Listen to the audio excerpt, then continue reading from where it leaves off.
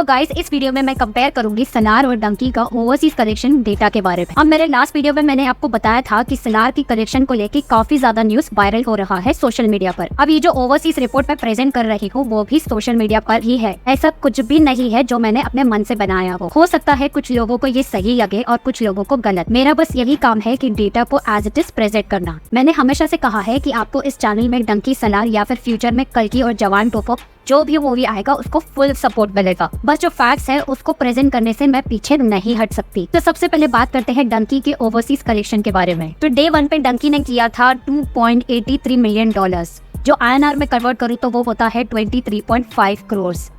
Day 2 में किया था $2.6 मिलियन, जिसे मैं INR में कन्वर्ट करूँ तो वो होता है 21.55 करोड़।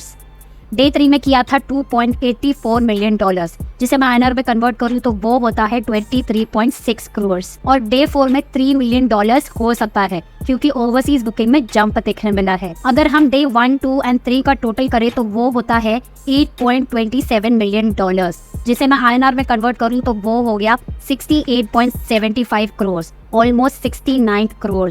इसमें अगर मैं डे 4 का $3 मिलियन ऐड करती हूँ तो वो हो जाता है $11.27 मिलियन। इसका मतलब ये है कि डंकी इंडिया से ज्यादा ओवरसीज में धमाका कर रही है बॉस। अब बढ़ते हैं सलार के ओवरसीज कलेक्शन की तरफ। डे 1 में सलार ने किया था प्रीमियर से $3.25 मिलियन और डे 1 से हुआ था $2.65 मिलियन।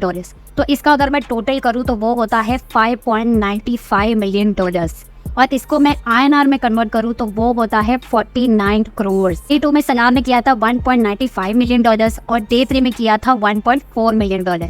तो अगर मैं डे 1, 2 और 3 का टोटल करूँ तो वो होता है $9 मिलियन, जिसे मैं INR में कन्वर्ट करूँ तो वो होता है 77 करोड़। यहाँ आप क्लियरली देख सकते हो कि सलार का ज्यादा कलेक्शन प्रीमियर से आया है। ये तो था रियल डेटा, लेकिन अब मैं आपको बताती हूँ प्रोड्यूसर्स डेटा। तो आप इसे देखकर खुद ही समझ जाओगे कि क्या सीन है। तो प्रोड्यूसर्स के हिसाब से सलार का ओवरसीज का डे 1 कलेक्शन है सेम जो मैंने अभी आपको बताई थी, वो है $5.95 मिलियन, जिसे मैं INR में कन्वर्ट करूँ तो वो हुआ था 49 करोड़।